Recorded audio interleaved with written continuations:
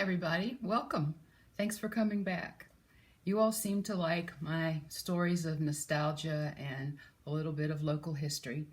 And I was trying to think what I could tell you that would tie into Easter and also connect with our lack of connection right now, how we're feeling being isolated. And it occurred to me that when I was growing up, I had two sets of grandparents. My mother's mother had already passed away, but we had my mother's family, the Brown side. They lived in Gloucester. And they were my granddaddy Brown was 22 years older than my granddaddy Twig. So he literally could have been his father. So I always kind of considered my Twig relatives to be my modern relatives and my Brown relatives to be more old-fashioned. And they really were, literally. And I had, as a child, different expectations. When I was with my Twig relatives, I expected a little more entertainment for the children, not a whole lot, but a little more store-bought gifts, maybe a little more money as gifts to go buy things, talk about travel or cars or boats or what's going to happen next. And when I went to my mother's family, it was a slower pace. It was a lot of time sitting on the porch. Good meals at both places, that's for certain. But gardening, what's growing in the garden, what's not growing, what kind of fish are we catching, and more one-on-one time, which was really precious. My aunt maybe would take time to sit by me and teach me to crochet. The tatting lessons didn't go very well. But I loved both families, but it was different. And my mother was one of four girls, and she was the youngest. And her eldest sister had died by the time I was born, and she was 20 years older, so it was really a long stretch. And my Aunt Jean lived down in Raleigh, and my Aunt Roberta lived in Gloucester. So long-distance phone calls were very expensive. My mother could call Raleigh cheaper than she could call Gloucester because the interstate phone calls, the tolls were regulated better than they were intrastate. So they relied on letter writing to keep in touch. Well, when a letter would come, it would usually have several letters inside. They had mastered the art of, it was almost as regular as email communication. One would forward a letter from the other. They'd initial it to let you know that they had already read it so it wouldn't get forwarded back to them again. If they did want the original back, it would have a paper clip on it or some kind of little notation, please return. It might have recipes or just items of interest about, they like to keep my aunt in Raleigh informed of what was going on up here. And I just loved those. And those little letters, when they would come and Mom would come home from work and after supper she would get it out and show it to me, it was like a love letter, and it was. So they didn't invent that, obviously, but my grandmother Brown, she had two sisters, and one of them lived in Gloucester and one of them lived in Away, and they had grown up with that same kind of communication. There were 2 meals a day back then, so it wasn't hard to keep in touch. Our great-grandmother was from a big family in Brunswick County, Virginia.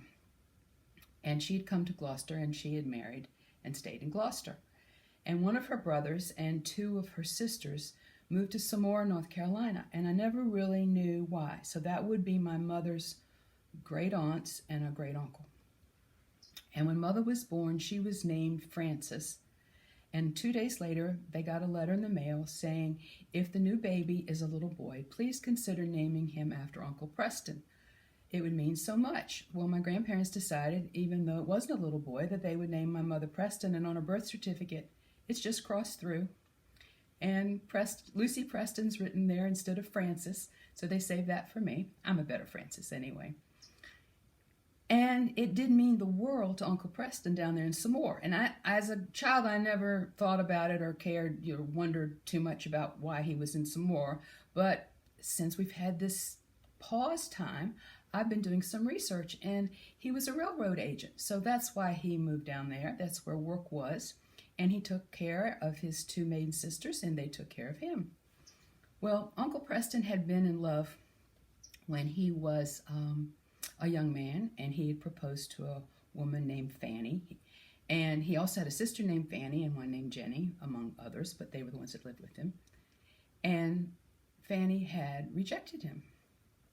But apparently at some time in their 50s, she was widowed, and Uncle Preston tried again, and this time she accepted him, and she moved to Samora from Virginia down to Samora, and they all lived together, which I wondered about that even as a child, and I know it wasn't uncommon, but I thought that's probably a recipe for some discomfort.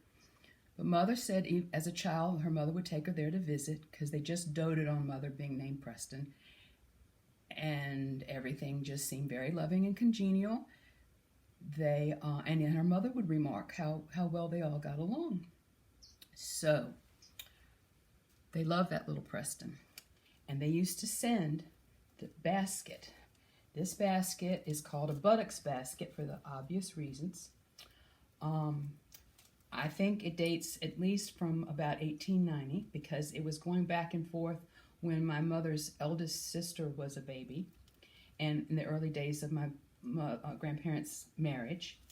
And here is a tag from one of its trips, and it cost 2 cents to send it from Samora, North Carolina to Gloucester. And Mother said this basket would come back and forth, and it would be so eagerly anticipated. They would have maybe a cake in a tin.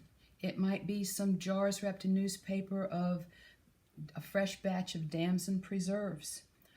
Maybe early in my grandparents' marriage or earlier, they'd been to the Jamestown Exposition, and maybe they'd send a little booklet or something down there to the folks in North Carolina. All kinds of treasures came and went back and forth in this basket. And when Mom was a little girl, she remembers one Easter, the basket came, and inside was a little box with holes punched in it, and Uncle Preston had sent her some little baby chickens. She remembered that her whole life. So we can stay in touch, we can still communicate our love, and somebody 100 years later could be talking about it, and it could be something little. So another little Easter tidbit that is a fun fact that nobody knows but me, and so now a lot of people will know, oral history. There were a lot of wild violets near my grandparents' house.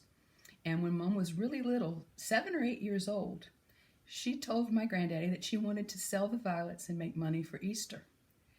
And he found somebody that would buy the violets in Baltimore.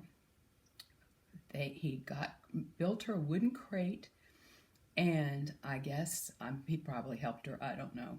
But she picked violets in the springtime, and they made them into little bunches and tied them with string and shipped them off to Baltimore. And her first year, in time for Easter, she got a check for $2, and this was in the early 1920s, and she used it to buy her Easter shoes. And she did that for several years. By the time she was a little bit older, she was up to $6 a year, and she continued each year to go pick out and pay for her Easter shoes with her own money. And I remember thinking when I was little that I was really glad I didn't have to pick violets to get new shoes for Easter. Well, this time that we've had has given me the luxury to do some research on the internet, because when Mom was older, she wanted to go pay a visit to the graves of Uncle Preston and Aunt Fanny and Aunt Fanny, the wife, and Aunt Fanny, the sister, and Aunt Jenny. And Daddy took her down there. Maybe they were on their way somewhere else, but he did a detour, and she couldn't find it anyway. And she came home. She's like, I guess it's a highway. And it really bothered her.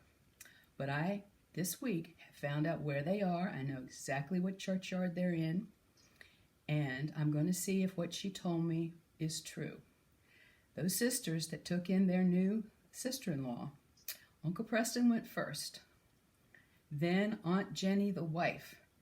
And they sent Aunt Jenny, the wife, back to Virginia. And when the two sisters died, one's on one side of Uncle Preston and one's on the other. So I think they were sweet in life, but in eternity, I'm not so sure. So small acts of loving can be remembered forever. And that's what Easter's all about, and new beginnings. So I'm sending you all my love.